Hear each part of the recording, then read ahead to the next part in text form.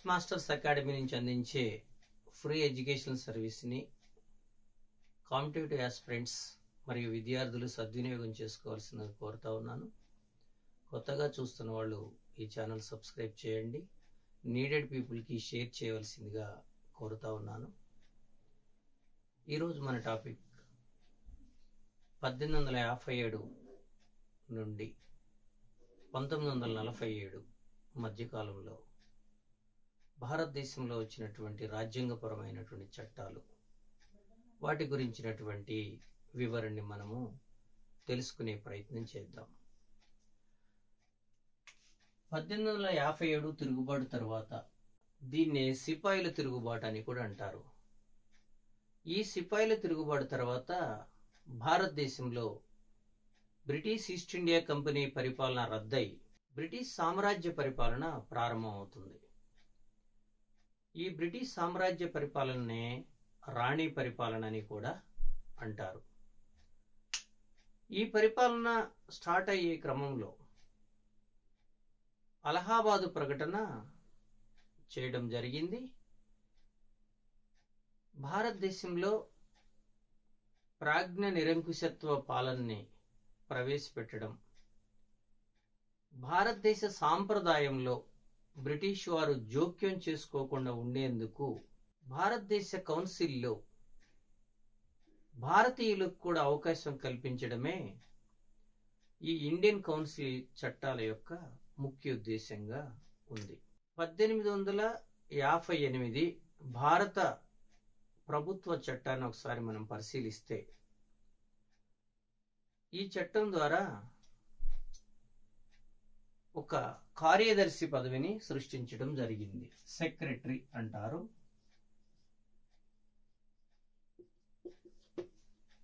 ఈ secretary British పార్లమెంట్కి బాధ్యత వహిస్తారు మరియు బ్రిటిష్ క్యాబినెట్ హోదాని కలిగి ఉంటారు. ఈ కార్యదర్శి కింద ఒక కౌన్సిల్ ఉంటుంది. ఈ కౌన్సిల్లో 15 మంది సభ్యులు ఉంటారు. ఈ కౌన్సిల్ చేసే చట్టాలే కౌన్సిల్ చట్టాలుగా చెప్పడం జరిగింది.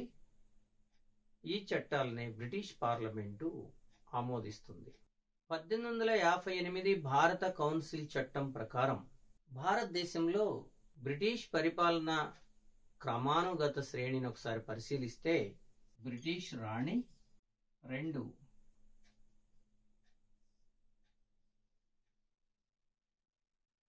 బ్రిటిష్ పార్లమెంట్, రిచర్డ్ స్టాన్లీ ఈ పార్లమెంటుకు బాధ్యత వహిస్తాడు. కాబట్టి పార్లమెంటుకు బాధ్యత వహించే కార్యదర్శి. తర్వాత వైస్రాయ్ అనే ఒక పదవిని సృష్టించడం జరిగింది. అది వైస్రాయ్. భారతదేశ మొట్టమొదటి వైస్రాయ్ లార్డ్ క్యానింగ్. కంపెనీ పరిపాలనలో గవర్నర్ జనరల్ గా ఉన్నారు. బ్రిటిష్ రాణి పరిపాలనలో వైస్రాయ్గా కూడా లార్డ్ క్యానింగ్ కొనసాగారు. వైస్రాయ్ తర్వాత రాష్ట్ర గవర్నర్, తర్వాత జిల్లా కలెక్టర్ మరియు తాలూకా అధికారి, గ్రామాధికారి, ఈ రకంగా క్రమానుగత శ్రేణి ఈ పరిపాలనలో ఉండేది. ఈ క్రమానుగత శ్రేణి అందించిన పరిపాలనని బ్రిటిష్ రాణి మ్యాగ్నా కార్టాతో పోల్చడం జరిగింది. ప్రముఖ రాజ్యాంగ విశ్లేషకులు డిడి బస్ ప్రకారము భారత రాజ్యాంగ చరిత్ర ఈ చట్టంతోనే ప్రారంభమైందని చెప్పవచ్చు. ఈ చట్టం అమల్లోకి రావడంతోనే court of directors, board of control గా ఉన్నటువంటి ద్వంద్వ పరిపాలన రద్దయిందని భావించవచ్చు.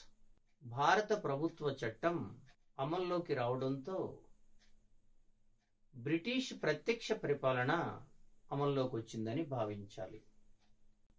బ్రిటిష్ కౌన్సిల్సే రూపొందించబడిన చట్టాన్ని కౌన్సిల్ చట్టాలు అంటారు. ఈ మొదటి కౌన్సిల్ చట్టం రావడం జరిగింది. అప్పటి గవర్నర్ జనరల్ లార్డ్ క్యానింగ్. ఈ చట్టం ద్వారా 1859లో రూపొందించిన పోర్ట్ఫోలియో విధానం అంటే మంత్రులకు శాఖలు కేటాయించే విధానం ఈ చట్టం ద్వారా చట్టబద్ధం కావడం జరిగింది.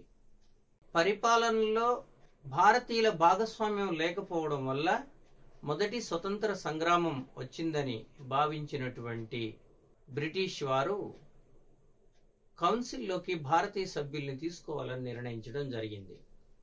దీని ద్వారా 3 సభ్యుల్ని కేంద్ర లెజిస్లేటివ్ కౌన్సిల్లోకి తీసుకోవడం జరిగింది. ఆ 3లో ఒకటి పాటియాలా మహారాజ్ నాగేంద్ర సింగ్, 2 బెనారస్ మహారాజు నారాయణ సింగ్, 3 దినకర్ రావు. ఈ 3ని కేంద్ర శాసనసభలోకి తీసుకోవడం జరిగింది. ఈ చట్టం ప్రకారము ఆదాయ వ్యయాలను పరిగణలో తీసుకోవడం కోసం బడ్జెట్ని రూపొందించడం జరిగింది. ఈ చట్టం ప్రకారం గవర్నర్ జనరల్కి 6 నెలల కాలానికి ఆర్డినెన్స్ జారీ చేసే అధికారాన్ని ఇవ్వడం జరిగింది. ఈ చట్టం ప్రకారమే రాష్ట్రాలకి లెజిస్లేటివ్ అసెంబ్లీని ఏర్పాటు చేసే అవకాశము కల్పించడం జరిగింది. దీనిలో భాగంగా 1862లో బొంబాయి, మద్రాస్ లెజిస్లేటివ్ అసెంబ్లీలని ఏర్పాటు చేయడం జరిగింది. దీని తర్వాత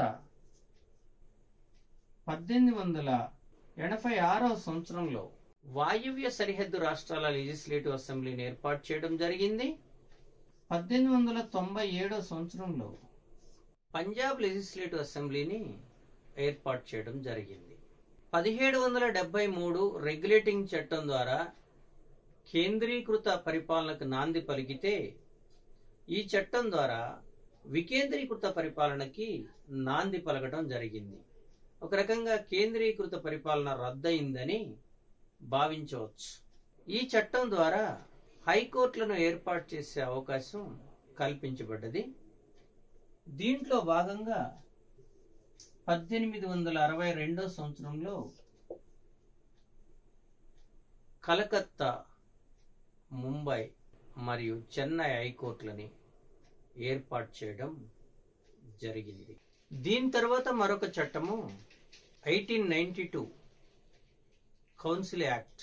ఈ 1892 కౌన్సిల్ యాక్ట్ ద్వారా కేంద్ర శాసనసభలో భారతీయ సభ్యుల్ని ఎక్కువ మందిని తీసుకోవడం జరిగింది. కేంద్ర శాసనసభలో సభ్యుల సంఖ్యని 16కి పెంచడం జరిగింది. దీనిలో భారతీయ సభ్యుల్ని 6గురిని తీసుకున్నారు. 1 సురేంద్రనాథ్ బెనర్జీ, 2 బిల్గ్రామి, 3 గోపాలకృష్ణ గోఖలే, 4 దాదాబాయి నౌరోజీ, 5 రాస్ బిహారీ ఘోష్, 6 ఫిరోజీ షా మెహతా. ఈ రకంగా కేంద్ర లెజిస్లేటివ్ కౌన్సిల్లోకి 6గురు సభ్యుల్ని తీసుకోవడం జరిగింది. వీరు భారతీయ సభ్యులైన మితవాద నాయకులు. ఎన్నిక పద్ధతి కాకుండా నామినేషన్ పద్ధతి ద్వారా వీరిని తీసుకోవడం జరిగింది. కలకత్తా ఛాంబర్ ఆఫ్ కామర్స్ ఇంకా జిల్లా బోర్డుల యొక్క సపోర్టుతో కొంతమందిని తీసుకోవాలని నిర్ణయించడం జరిగింది. ఈ చట్టం ద్వారా మొట్టమొదటిసారిగా పరోక్ష ఎన్నిక విధానాన్ని భారతదేశ కౌన్సిల్లో ప్రవేశపెట్టడం జరిగింది. వీరికి బడ్జెట్ మినహాయించి మిగిలిన వాటి మీద శాసనసభల్లో ప్రశ్నలు అడిగే అవకాశము ఉంది. ఈ కౌన్సిల్ యాక్ట్ తర్వాత 1909లో మింటో మార్లే సంస్కరణలు తీసుకురావడం జరిగింది. ఈ మింటో మార్లే సంస్కరణలు భారతదేశంలో ప్రత్యక్ష ఎన్నిక విధానానికి నాంది పలికినది. ఇది లోకల్ బాడీస్ లోని భావించగలరు. లెజిస్లేటివ్ కౌన్సిల్ ని ఇంపీరియల్ లెజిస్లేటివ్ కౌన్సిల్ గా నామకరణం చేయడం జరిగింది. ఈ చట్టం ప్రకారము కేంద్ర శాసనసభలో సభ్యుల సంఖ్యని 16 నుంచి 60కి పెంచడం జరిగింది. రాష్ట్రాల్లో సభ్యుల సంఖ్యని 47కి పెంచడం జరిగింది. లెజిస్లేటివ్ కౌన్సిల్లో వివిధ రంగాల నుంచి సభ్యుల్ని తీసుకోవడం జరిగింది. దానిలో ముఖ్యంగా యూనివర్సిటీస్ నుంచి, ఛాంబర్ ఆఫ్ కామర్స్ సభ్యులు, జమీందారులు మరియు స్థానిక సంస్థల ప్రతినిధుల్ని ఈ శాసనసభలోకి తీసుకోవడం జరిగింది. ఈ చట్టం ద్వారా ముస్లింలకి ప్రత్యేక రిజర్వేషన్లు కల్పించడం జరిగింది. ప్రత్యేక నియోజకవర్గాల పితామహుడు అని లార్డ్ మింటోను చెప్తారు. ఈ చట్టం ద్వారా గవర్నర్ జనరల్ కౌన్సిల్లోకి భారతీయ సభ్యుడిని తీసుకోవడం జరిగింది. గవర్నర్ జనరల్ కౌన్సిల్లోకి మొట్టమొదటిగా తీసుకోబడినటువంటి సభ్యుడు ఎస్పి సిన్హా. సత్యేంద్ర ప్రసాద్ సిన్హా అనే వ్యక్తిని లా మెంబర్గా గవర్నర్ జనరల్ కౌన్సిల్లోకి భారతీయ సభ్యుడిని తీసుకోవడం జరిగింది. 1919లో మాంటేగ్ సెన్స్ఫర్డ్ సంస్కరణలను బ్రిటిష్ ప్రభుత్వం తీసుకురావడం జరిగింది. ఈ సంస్కరణల్ని మౌంట్ ఫర్డ్ సంస్కరణలని కూడా అంటారు. ఈ మాంటేగ్ సెన్స్ఫర్డ్ సంస్కరణలు రావడానికి ప్రధాన కారణం ఏంటంటే 1914 నుండి 1918 మధ్య కాలంలో మొదటి ప్రపంచ యుద్ధం జరుగుతున్న సందర్భంలో భారతీయుల సహకారం కోసమై డొమినియన్ స్టేటస్ ని ఇస్తానని లార్డ్ చెమ్స్ఫర్డ్ 1917 ఆగస్టు 20న బాధ్యతాయుతమైన ప్రభుత్వాన్ని మీకు అందిస్తామని చెప్పడం, ఆ తర్వాత 1919 కౌన్సిల్ యాక్ట్ని తీసుకురావడం జరిగింది. ఈ కౌన్సిల్ యాక్ట్ ద్వారా భారతదేశంలో కేంద్రంలో ద్విసభా విధానాన్ని ప్రవేశపెట్టడం జరిగింది. ఈ సభలో ఓటేయడానికి విద్య, ఆస్తి, అర్హతగా ఓటర్లు ఓటేయడాన్ని నిర్ణయించడం జరిగింది. ఈ ద్విసభా విధానంలో ఎగువ సభని కౌన్సిల్ ఆఫ్ స్టేట్స్ అని, దాని కాల పరిమితి 5 సంవత్సరాలు. ఎగువ సభ యొక్క అధ్యక్షుడు ఫెడరిక్ వైట్. దీనిలో 60 మంది సభ్యులు ఉన్నారు. దిగువ సభలో 144 మెంబర్స్ ఉన్నారు. దీనికి అధ్యక్షుడు విజి పాటిల్, ఉపాధ్యక్షుడు సచ్చిదానంద సిన్హా. ఈ సచ్చిదానంద సిన్హా గారే 1946 డిసెంబర్ 9న రాజ్యాంగ పరిషత్ మొదటి సమావేశానికి ప్రొటెం స్పీకర్ గా వ్యవహరిస్తారు. ఈ చట్టం ద్వారా కార్యదర్శి హోదాని తగ్గిస్తూ ఇంగ్లాండ్ లో హై కమిషనర్ పదవి ఒకదాన్ని సృష్టించడం జరిగింది. ఈ చట్టం ద్వారా సిక్కులకి ప్రత్యేక నియోజకవర్గాలని కేటాయించడం జరిగింది. ఈ చట్టం ద్వారా రాష్ట్రాల్లో ద్వంద్వ ప్రభుత్వాన్ని ఏర్పాటు చేశారు. దీన్ని డయార్కీ సిస్టమ్ అని అంటారు. ఇది గ్రీక్ వర్డ్. ఈ డయార్కీ సిస్టమ్ ద్వారా రాష్ట్రాల్లో 2 రకాల మంత్రి పదవులు ఉంటాయి. ఒకటి రిజర్వ్డ్ జాబితా, రెండవది ట్రాన్స్ఫర్డ్ జాబితా. ఈ చట్టం ద్వారా కేంద్ర ప్రభుత్వంలో 47 శాఖలు, రాష్ట్ర ప్రభుత్వంలో 50 శాఖలు మంత్రి పదవులుగా కేటాయించడం జరిగింది. రాష్ట్రంలో ఉన్న మంత్రివర్గంలో 2 రకాల శాఖలున్నవి. ఒకటి రిజర్వ్డ్ జాబితా, రెండోది ట్రాన్స్ఫర్డ్ జాబితా. రిజర్వ్డ్ జాబితాలో 28 శాఖలున్నవి. ఇవి ఆర్థిక పరంగా, హోదా పరంగా ప్రాధాన్యత కలిగిన శాఖలు. దీంట్లో బ్రిటిష్ మంత్రులు ఉండేవారు. వీరు శాసనసభకి రెస్పాన్సిబుల్ గా ఉండేవారు కాదు. మరొకటి ట్రాన్స్ఫర్డ్ జాబితా. దీనిలో 22 శాఖలు ఉండేవి. ఇవి ఆర్థిక పరంగా ప్రాధాన్యత లేనటువంటి శాఖలు. ఈ చట్టం ద్వారా కేవలం 2.6% ఓటర్లు మాత్రమే ఓటు హక్కును వినియోగించుకోవడం జరిగింది. ఈ చట్టం ద్వారా PAC, పబ్లిక్ అకౌంట్స్ కమిటీ అనొక దాన్ని ఏర్పాటు చేయడం జరిగింది. ఈ చట్టం ద్వారా బడ్జెట్ ని కేంద్ర బడ్జెట్, రాష్ట్ర బడ్జెట్ గా బడ్జెట్ ని విభజించడం జరిగింది. ఈ చట్టం ద్వారా రైల్వే బడ్జెట్ ని కూడా ఇంట్రడ్యూస్ చేయడం జరిగింది. ఈ చట్టం ద్వారా లీ కమిషన్ ఒక దాన్ని ఏర్పాటు చేసి, లీ కమిషన్ ఇచ్చిన రిపోర్ట్ ఆధారంగా ప్రభుత్వ ఉద్యోగాలు నింపడం కోసం UPSCని ఏర్పాటు చేయడం జరిగింది. ఇది 1926లో అమల్లోకి రావడం జరిగింది. ఈ చట్టాన్ని బాలగంగాధర్ తిలక్ సూర్యుడు లేని ఉదయం లాగా వర్ణించడం జరిగింది. ఈ చట్టాన్ని సమీక్షించడం కోసం 10 సంవత్సరాల్లో ఒక కమిటీని ఏర్పాటు చేయాలని నిర్ణయించడం జరిగింది. ఈ రకంగా 1919 మాంటేగ్ చెమ్స్ఫర్డ్ సంస్కరణలు ప్రసిద్ధి చెందింది.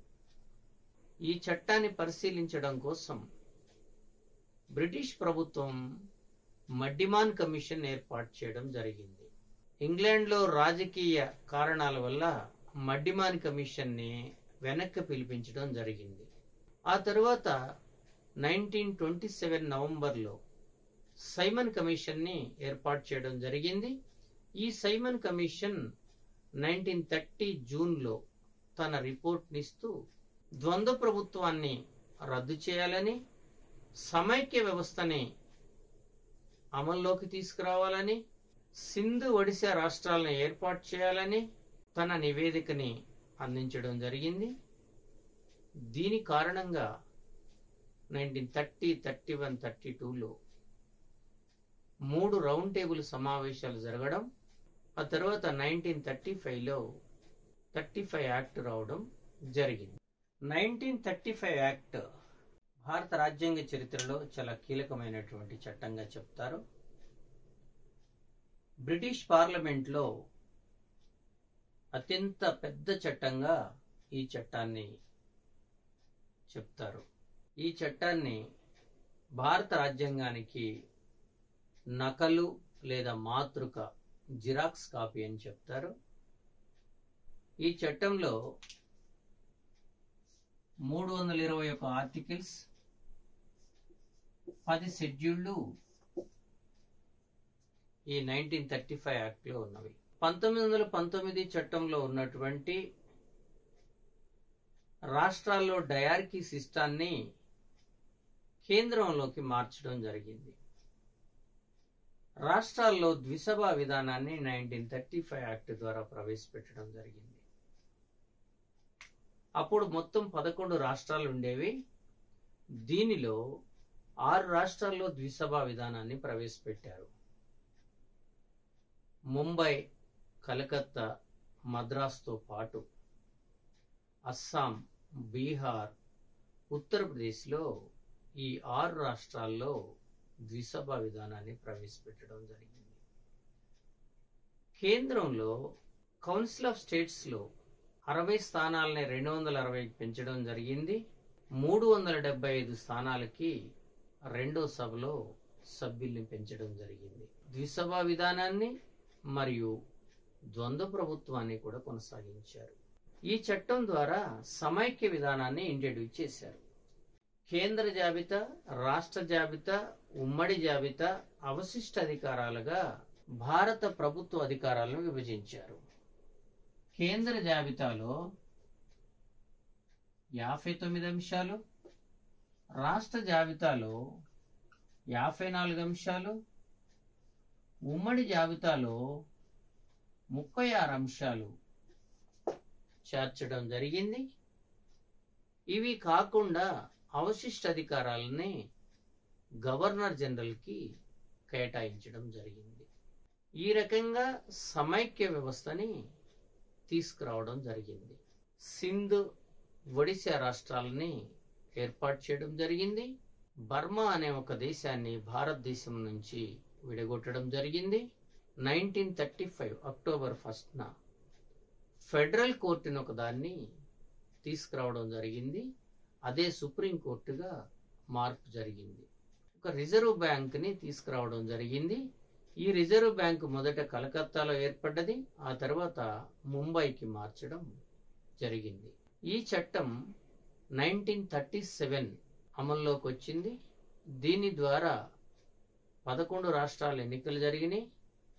అనివార్యంగా 1939 సెప్టెంబర్లో రెండో ప్రపంచ యుద్ధం ప్రారంభం కావడంతో ఈ 11 రాష్ట్ర ప్రభుత్వాలు రద్దు కావడం జరిగింది. ఉమ్మడిగా 2-3 రాష్ట్రాలకు కలిపి పబ్లిక్ సర్వీస్ కమిషన్లో ఏర్పాటు చేసే అవకాశం ఈ చట్టం ద్వారా కలిగింది. ఇన్స్ట్రుమెంట్స్ ఆఫ్ ఇన్స్ట్రక్షన్స్ పేరుతో ఆదేశ సూత్రాలని ఇంట్రడ్యూస్ చేయడం జరిగింది. ఈ చట్టంలో బడుగు కులాలకు, స్త్రీలకు ప్రత్యేక కేటాయించాలని నిర్ణయించడం జరిగింది. 10.6% మంది ఓటర్లు ఓటు హక్కును వినియోగించుకోవడం జరిగింది. పటిష్టమైన బ్రేకులుండి ఇంజిన్ లేనటువంటి వాహనంగా ఈ చట్టాన్ని నెహ్రూ గారు వర్ణించడం జరిగింది. నూతన బానిసత్వానికి ఈ చట్టం నాంది పలుకుతుంది అని జవహర్లాల్ నెహ్రూ వర్ణించడం జరిగింది. దీని తర్వాత 1947 యాక్ట్ లేదా స్వతంత్ర యాక్ట్ అని కూడా దీన్ని అంటారు. మంత్రిత్రయ రాయబారం రిపోర్టు ఆధారంగా భారతదేశంలో రాజ్యాంగ పరిషత్కి ఎన్నికలు నిర్వహించడం, 1946 జూన్ జూలైలో ఎన్నికలు జరగటం, సెప్టెంబర్ 2వ తారీఖున నూతన ప్రభుత్వం ఏర్పాటు చేయడం, డిసెంబర్ 9న రాజ్యాంగ పరిషత్ మొదటి సమావేశం ఏర్పాటు చేయడము, ఆ తర్వాత 1947 ఫిబ్రవరి 20న హట్లీ బ్రిటిష్ పార్లమెంట్లో మాట్లాడుతూ భారతదేశానికి 1948 జూన్ 30 నాటికి స్వతంత్రం ఇస్తాము అని ప్రకటించడం జరిగింది. 1947 మార్చి 22న భారతదేశానికి లార్డ్ మౌంట్ బాటన్ గవర్నర్ జనరల్గా వచ్చి ఐఎన్సీతోనూ, గాంధీతోనూ మరియు ముస్లిం లీగ్తోనూ అనేక దఫాలుగా చర్చలు జరిపి చర్చలు విఫలం అవ్వడంతో 1947 జూన్ 3న డిక్కీ బర్డ్ ప్లాన్ లేదా మౌంట్ బాటన్ ప్లాన్ ని తయారు చేయడం జరిగింది. ఈ ప్లాన్ ప్రకారం భారతదేశం 2 డొమినియన్లుగా విడిపోతుంది. ఈ 2 డొమినియన్లకి సరిహద్దులు నిర్ణయించే బాధ్యత సర్ సిరిల్ రెడ్క్లిఫ్ కి అప్పగించడం జరిగింది. ఈ ప్లాన్ ని జూలై 4న బ్రిటిష్ పార్లమెంట్ లో ప్రవేశపెట్టారు. జూలై 15th బ్రిటిష్ పార్లమెంట్ ఆమోదించింది. జూలై 18th రాజమకుటం ఈ డిక్కీ బర్డ్ ప్లాన్ ని ఆమోదించడం జరిగింది. 1947 ఆగస్ట్ 14న పాకిస్తాన్, ఆగస్ట్ 15న భారత్ గా విడిపోవడం జరిగింది. ఈ భారత్ పాకిస్తాన్ విడిపోవడాన్ని లార్డ్ శామ్యూల్ యుద్ధం లేకుండా జరిగినటువంటి శాంతి ఒప్పందంగా దీన్ని వర్ణించడం జరిగింది. భారత స్వతంత్ర ప్రకటన 1947 చట్టం ఏదైతే ఉందో ఇది అత్యంత గొప్ప చట్టంగా హట్లీ వర్ణించడం జరిగింది. అప్పటి వరకే 562 సంస్థానాలు భారతదేశంలో ఉన్నవి. ఈ 562 సంస్థానాలని భారత్లో విలీనం చేసే బాధ్యతని వల్లభాయ్ పటేల్కి అప్పగించడం జరిగింది. డిక్కీ బర్డ్ ప్లాన్ ప్రకారము ఈ సంస్థానాలు భారత్లో విలీనం కావచ్చు, లేదా పాకిస్తాన్లో విలీనం కావచ్చు, లేదా స్వచ్ఛందంగా ఉండే అవకాశం ఉంది. ట్రావెన్కోర్, జమ్మూ కాశ్మీర్, జూనాగఢ్, హైదరాబాద్ మినహా మిగిలిన అన్ని సంస్థానాలు భారత్లోనూ పాకిస్తాన్లోనూ విలీనం కావడం జరిగింది. సరిహద్దు ప్రాంతాలకు సంబంధించి భారతదేశంలో తూర్పు బెంగాల్గా ఉన్నటువంటి ఈ బంగ్లాదేశ్ ప్రాంతము పాకిస్తాన్లో కలవడం జరిగింది. అస్సాంలోని సిల్హట్ జిల్లా తూర్పు పాకిస్తాన్లో కలవడం జరిగింది. అదే రకంగా సింధు ప్రాంతము, పశ్చిమ పంజాబ్ ప్రాంతం మొత్తం పాకిస్తాన్లో కలవడం జరిగింది. ఆ తర్వాత జమ్మూ కాశ్మీర్ భారత ఒప్పందం ప్రకారం 370 ఆర్టికల్ ప్రకారం భారతదేశంలో విలీనమైంది. ఆపరేషన్ పోలో ద్వారా హైదరాబాద్ సంస్థానం భారతదేశంలో విలీనమైంది.